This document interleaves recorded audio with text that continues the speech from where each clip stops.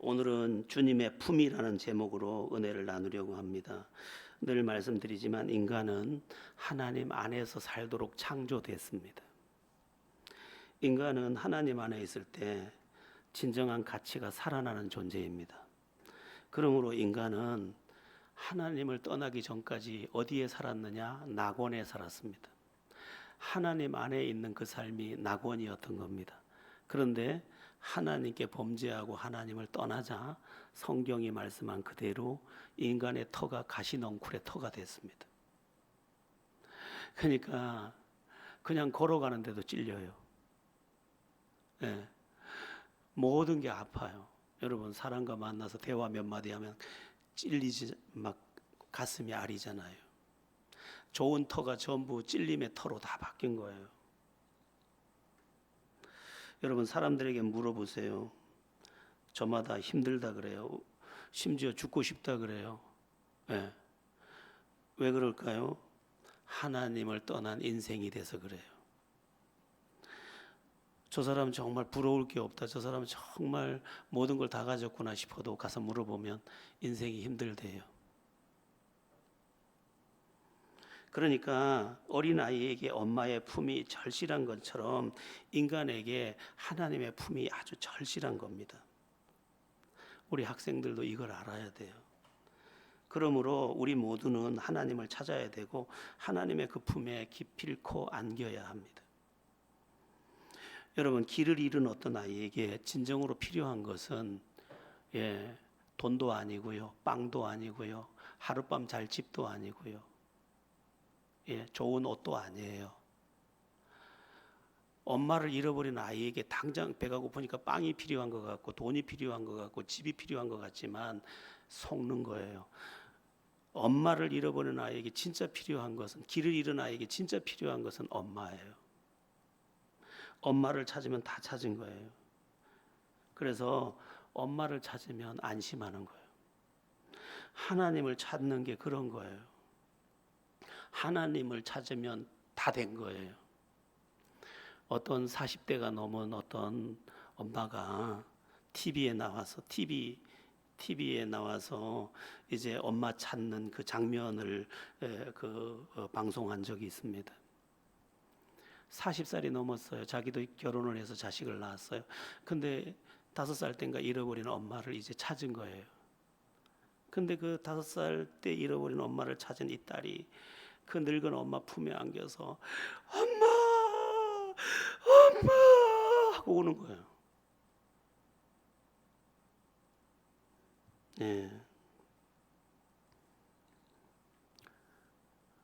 결혼도 했고 자식도 낳고 집도 장만해서 살았지만 이 가슴이 채워지지 않고 그 외로움과 쓸쓸함은 어쩔 수가 없었던 거죠.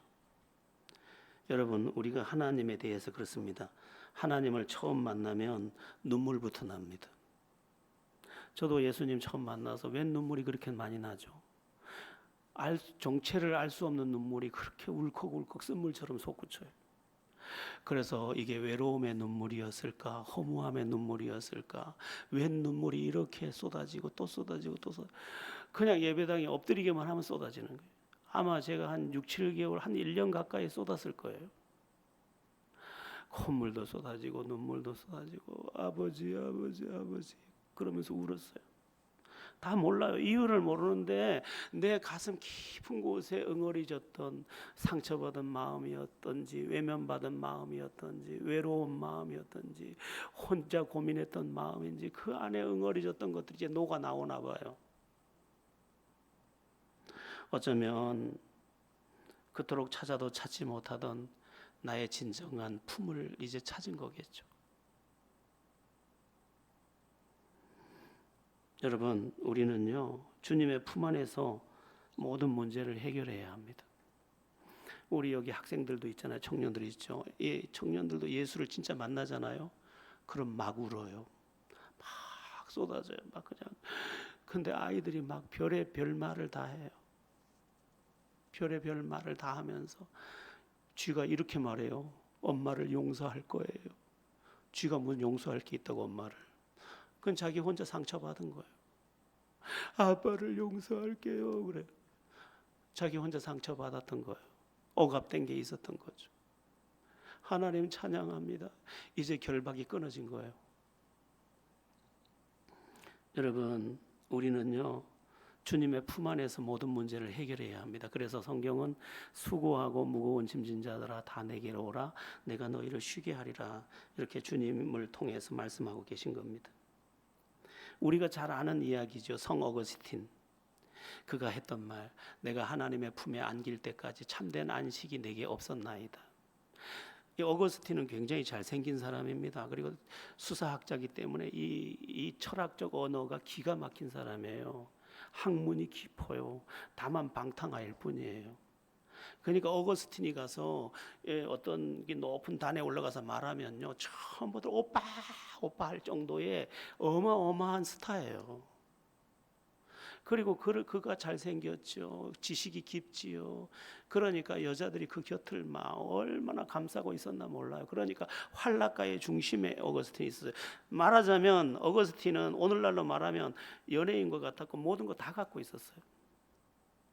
그런데 그가 주님을 만났을 때 했던 고백이 내가 하나님의 품에 안길 때까지 참된 안식이 없었나이다. 그러고는 그가 그렇게 많이 회개를 해요. 그리고 자기 엄마의 눈물을 이야기해요. 내 어머니의 눈물은 여름날의 소낙비 같았습니다. 정말 나를 위해 그렇게 우셨다는 거예요. 근데 그 눈물의 이유를 몰랐는데 내가 이제 그 눈물을 지금 쏟고 있습니다. 그 말을 했던 거죠. 여러분, 어거스틴은 쾌락의 품에도 안겨보고 인기의 품에도 안겨보고 돈의 품에도 안겨봤지만 안식 없었어요. 그 주님의 품에 들어와서 안식을 이제 누리게 된 거죠. 오늘날 철없는 젊은이들이 또 철없는 아줌마들이 또 철없는 어떤 남자들이 하는 말이 당신 뭐 어떻게 살고 싶냐 내 마음대로 한번 살아보고 싶대요. 철부지들이에요. 내 마음대로 살면 어떻게 됩니까? 누가복음 15장에 나오는 탕자가 되는 거예요. 아버지의 간섭이 싫어서 아버지를 떠나서 아버지의 재산 반을 나눠가지고 멀리 떠나서 허랑방탕하다가 돌아왔는데 신발도 못 신고 집에 들어와요. 여러분, 인간의 낙원은 하나님 안에 있습니다. 하나님 안에 살도록 하나님이 결정해 놓으셨어요. 물고기가 물속에 살도록 결정해 놓은 것처럼 인간은 하나님 안에 있을 때에만 자유를 누리도록 안식을 누리도록 정해 놓으셨어요. 한번 죽는 것은 사람에게 정하신 것이요 그 후에는 심판이 있으리라. 죽는 것도 정해 놨기 때문에 죽는 거예요. 그러니까 하나님 안에서 살아야지만 안식을 누릴 수 있는 걸 하나님이 정해 놓은 거예요. 이상하죠? 하나님 안에 들어와 있으면 내 영혼이 안식을 누려요. 자, 그 이야기가 이제 계속될 거예요. 여러분, 사람은요, 그가 누구라도 주님의 품에 안겨야 해요. 돈의 품에 안긴 사람들, 뭐 일론 머스크 같은 사람들 지금 제가 볼 때는 저 철이 없어요. 일론 머스크도 돈만 많아요. 그러니까 이게 이게 지가 어쩔 줄을 몰라. 자기가 높이 올라갔는데 높이 올라가서 지금 자기가 뭘 하고 있는지도 몰라요. 우주를 정복하면 되는 줄 알고 뭐 엑스스페이스를 가지고 뭐 난리를 치고 있는데 내가 볼 때 너무너무 철이 없어요. 은혜 안에 들어와서 보면 은혜 밖에 있는 사람의 철없는 모습이 다 보이는 거예요. 사람은 주님의 품 안에 안길 때 진짜를 얻게 됩니다. 특별히 주님 품에 안기면 쉼을 얻는다. 내게로 오라 내가 너희를 쉬게 하리라. 그 쉼의 의미가 뭐냐면 평안과 안식입니다. 그러니까 내 삶의 진정한 평화가 내 영혼 평안해 하는 그 안식이 진짜로 내게 깃들어 버리는 거예요. 가을 하늘 하얀 구름이 한가로운 것처럼, 저녁 노을 코스모스의 춤이 한가로운 것처럼 내 영혼의 한가로움이 나를 붙잡아 주는 거예요. 특별히 우리가 지쳐 있는데 일에 지쳤고 돈에 지쳤고 인간관계에 지쳐 있고 살 길에 대해서 지쳐 있는데 그 지쳐 있는 인생에게 주님이 초대장을 보내서 하는 말씀이 내게로 오라. 내가 너희를 쉬게 하리라. 너한테 안식 줄게, 평안 줄게, 한가로운 노래에 속한 네 인생 되게 할게. 이렇게 말씀하는 겁니다. 여러분, 우리의 육신의 피곤보다 영혼의 피곤이 훨씬 큽니다. 그래서 하루 종일 짐을 지어도 견딜만 하지만 속이 상하면 잠을 못 자는 거예요. 영혼의 무게가 훨씬 커요. 근데 그 영혼의 무게에 모두가 찌들려 있어요. 모든 사람들이. 왜냐하면 살아야 되기 때문에 그 당위성 앞에서 전부 지쳐 있는데 주님이 나한테 와. 그래야 너 쉴 수 있어.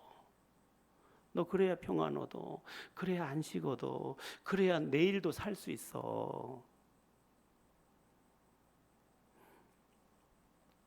어떤 목사님이 그러더라고요. 지금 이제 은퇴할 나이가 되셨는데, 목사님 운동은 어떻게 하고 계십니까? 그러니까 날마다 걷습니다.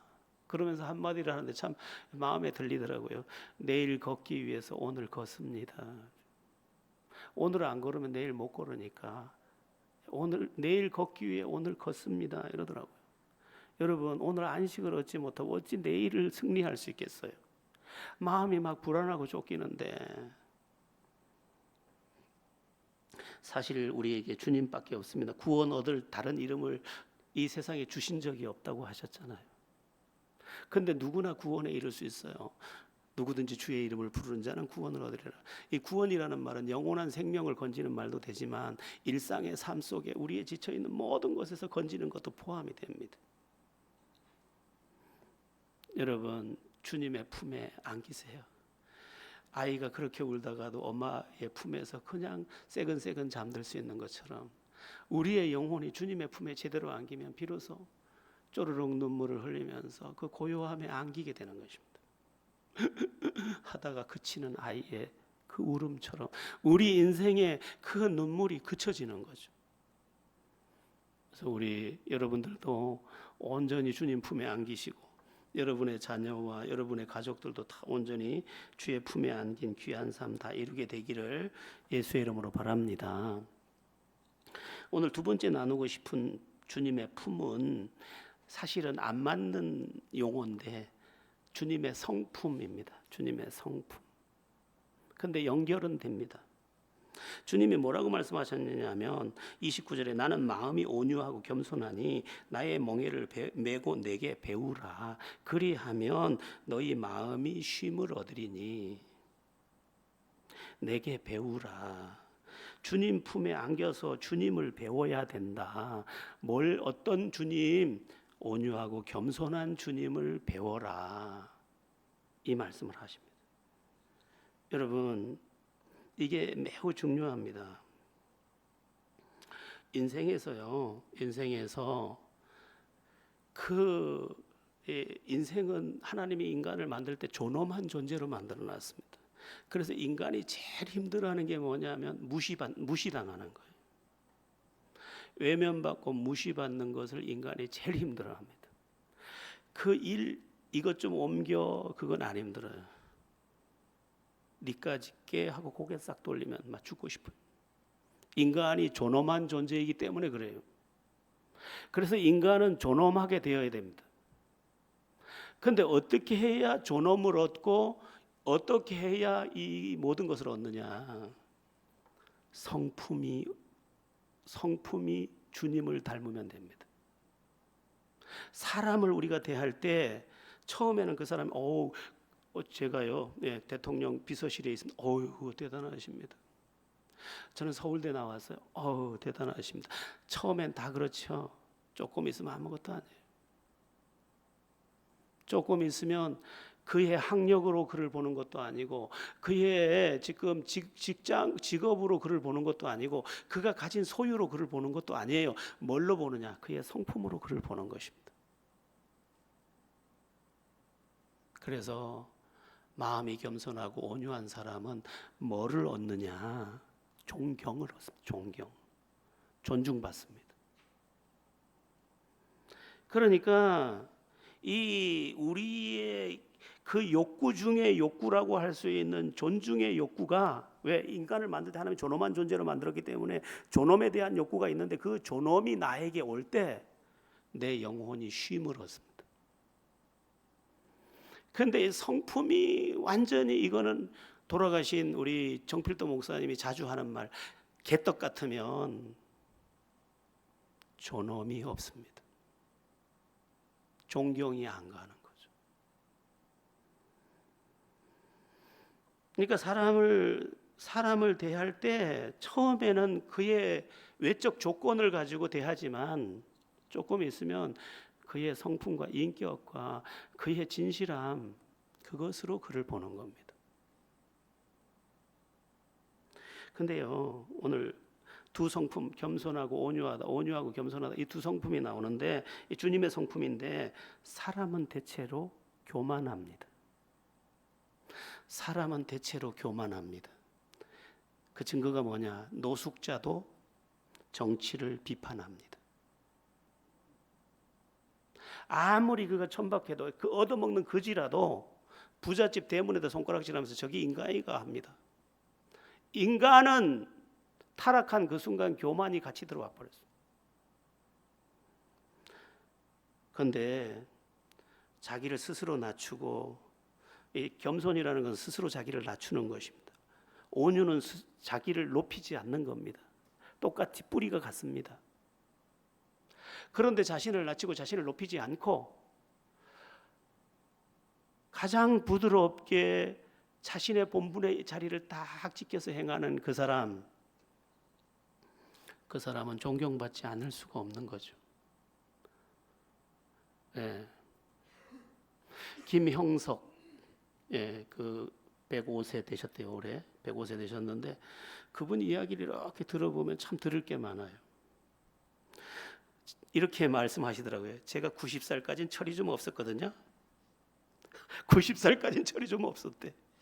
그러면서 하시는 말씀이 100살 좀 넘어가니까 겸손이, 그리고 진실이, 그리고 하루 기쁘게 사는 게 큰 거구나 깨닫거든요. 이렇게 말해요. 와, 이 지금 90살까지 철이 안 났었대네. 철나기가 얼마나 어려운지 몰라, 인간이. 그런데 주님이 우리에게 임하니까 주님의 영이 주님의 사람으로 우리를 겸손하고 온유하게 만들어서 글쎄 나 같은 자를 귀하십니다. 존경받는 자로 만들어 주신대. 주님 안에서 여러분 귀한 사람들 되세요. 그래서 내 자녀가 나를 보고도 존경을 하고, 내 아내가 나를 보고 존경을 하고, 심지어 내 부모가 나에게 존엄을 보내는, 그런 아주 아름다운 삶, 여러분들 다 이루어셔서 행복하시기를 축원합니다. 예수님 닮은 겸손과 온유함을 가질 때 두 번째로 얻게 되는 게 뭐냐 하면 영혼의 평안함입니다. 아까 쉼 이야기를 했는데요, 같은 이야기예요.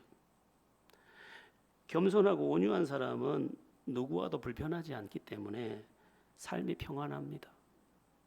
그리고 이만큼밖에 없지만 이만큼밖에 없다고 여기지 않고 겸손하게 이것을 보면서 하나님이 이것까지도 주셨군요 하고 겸손하게 이해하기 때문에 불만이 없기 때문에 평안합니다.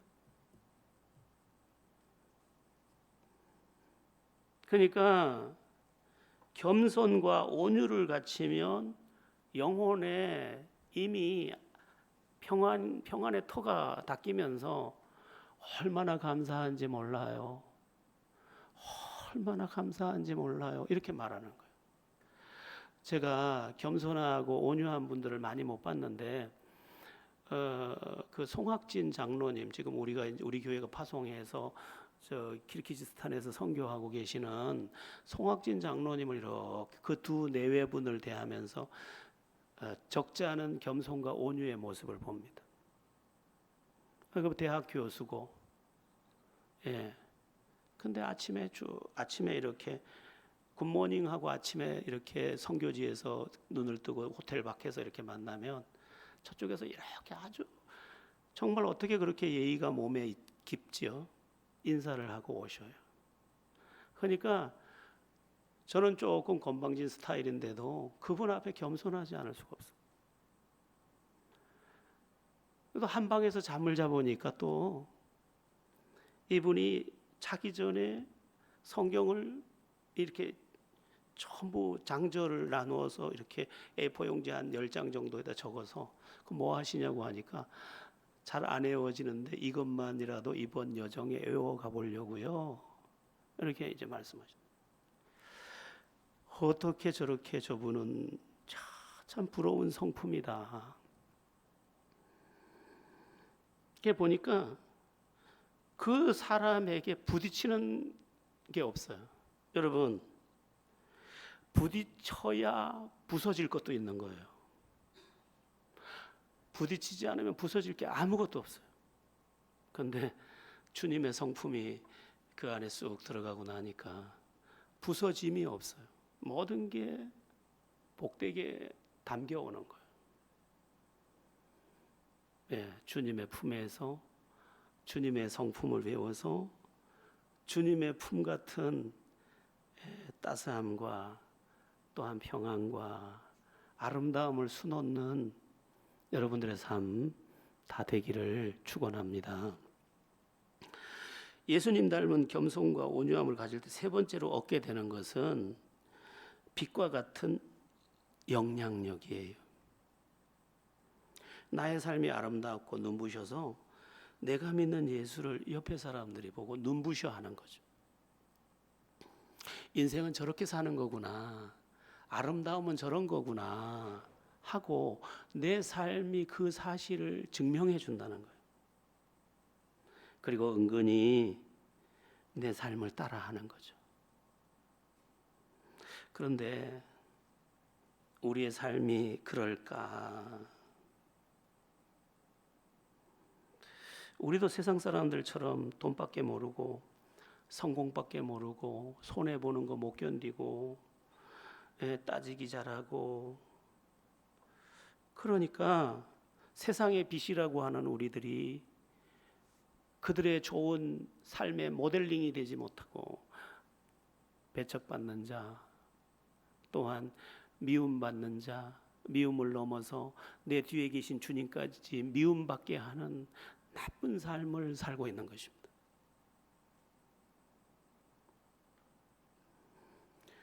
지금 예수님께서 우리에게 하셨던 말씀을 잘 기억해야 합니다. 너희는 세상의 빛이라 하고 단정적 언어를 쓰셨습니다. 너희 인생은 나로 인해서 빛이어야 돼. 그게 나를 믿는 사람의 정체성이야. 정확하게 말씀하셨어요.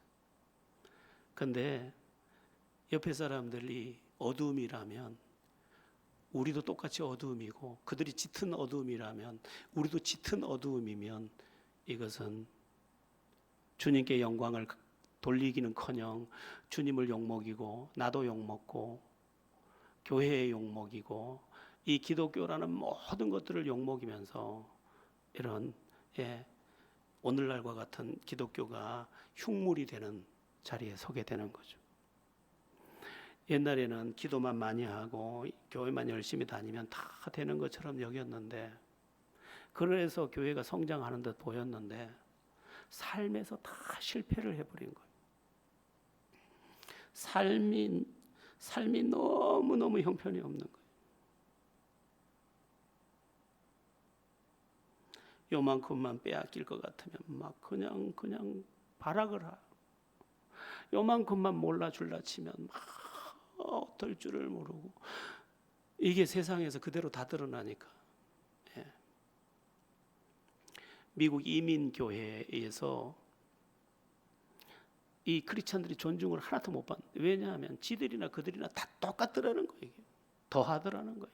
집단이. 여러분, 한국 교회가 무조건 기도만 하고 삶은 막 살도록 내버려둔지 몰라요.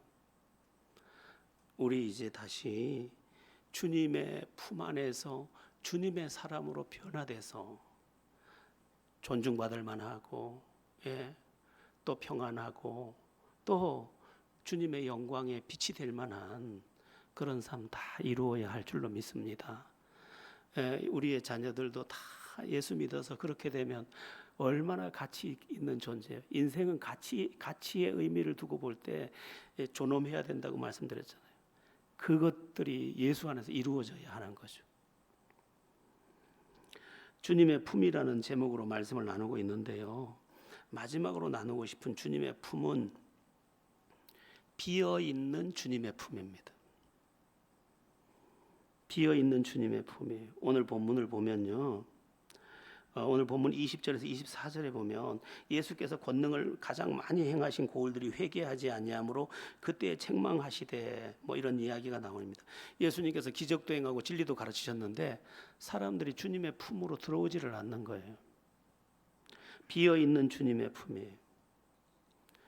주님은 그렇게 우리를 안고 싶고 주님은 우리를 그렇게 이 잃어버린 양을 찾으려고 그 품을 벌리고 있는데 그 품이 여전히 비어 있는 거예요.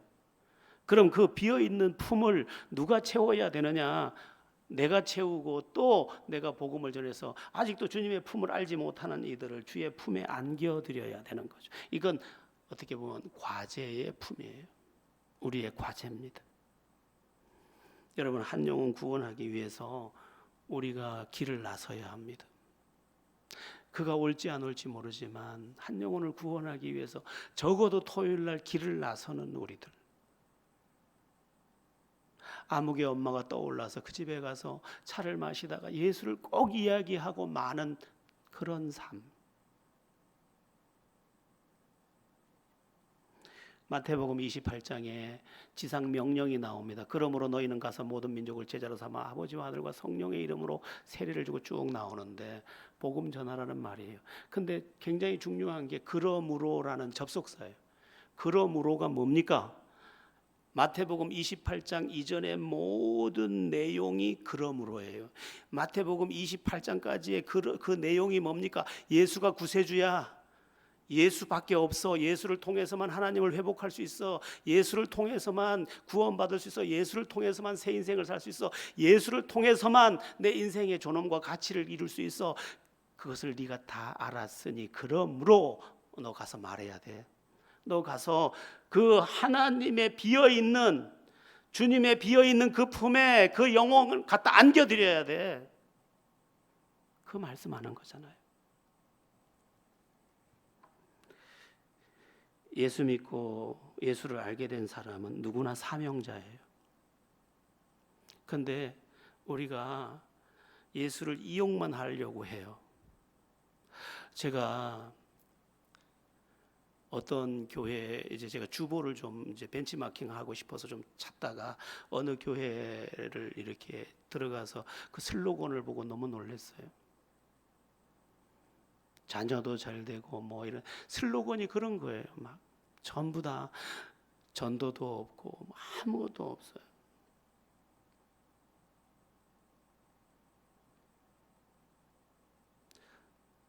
오늘 보니까 우체통에 잘 안 보이던 게 이래 보여서 꺼내 보니까 9월 달에 이제 우리 재산세 토지분 나왔더라고요. 그 토지분을 아침에 다 꺼내 들고 펴 보니까 금액이 상당해요. 이 건물이 상당하니까. 참 힘든 거구나. 그래서 사람들이 현실이 다급하니까 돈 할 수밖에 없구나. 그런데 이 필요 때문에 돈 배후에 계시고 돈의 주인도 되시고 모든 좋은 것의 주인 되시는 주님을 놓치기가 정말 쉬운 거구나. 주님, 이 쪼가리가 아무리 말해도 나는 주님입니다. 그래서 어떻게 보면 돈이냐 하나님이냐의 싸움이 돼요. 여러분은 지금 돈을 따라가고 있습니까? 하나님 따라가고 있습니까? 끊임없이 마귀는 돈 문제를 가지고 우리의 목을 조여올 것입니다. 저는 아침에 그걸 들고 탁자 위에 올려놓고 주님, 돈 아니에요. 주님이에요. 나한텐. 주님 받아주세요. 제 신앙 고백 받아주세요. 네, 그러고 거기다 탁 놓고 믿습니다 하고 올라왔어요. 여러분, 주님을 경험하셨나요? 그러면 주님을 경험한 사람은 주님을 전해야 합니다. 토요일이면 길을 나서고, 또 어느 여유 있는 시간이면 또 복음을 들고 나가야 되는 거죠. 그게 우리여야 되는데, 우린 전부 사는 것에 얼마나 똑똑한지, 사는 것에 얼마나 힘이 센지, 사는 것에서는 모든 걸 다 해낼 수 있어. 그런데 주를 위해는 아무것도 할 수가 없어. 여러분, 저 꼭대기 있는 십자가 등 나갔던데 1,000,000원 들 테니까 등 바꿔주실래요, 누가? 그럼 올라가서 갈 걸 누가? 1,000,000원 때문에. 돈인가요? 하나님인가요? 이건 저에 대한 질문이기도 해요. 너 하나님이야, 돈이야? 너 의지하는 거 돈 맞아? 하나님 맞아? 둘 중에 말해봐. 우리가 주님의 품에 있을까? 이런 제 자신의 양심에도 비춰보면서 주님의 품 안으로 수고하고 무거운 짐진 자들아 다 내게로 오라 내가 너희를 쉬게 하려. 그 품 안으로, 그리고 그 품 안에서 변화된 성품으로 또 비어있는 주님의 품에 주님이 그토록 찾으시는 한 영혼을 안겨드리는 것으로 우리는 우리의 믿음의 걸음을 온전케 해야 합니다.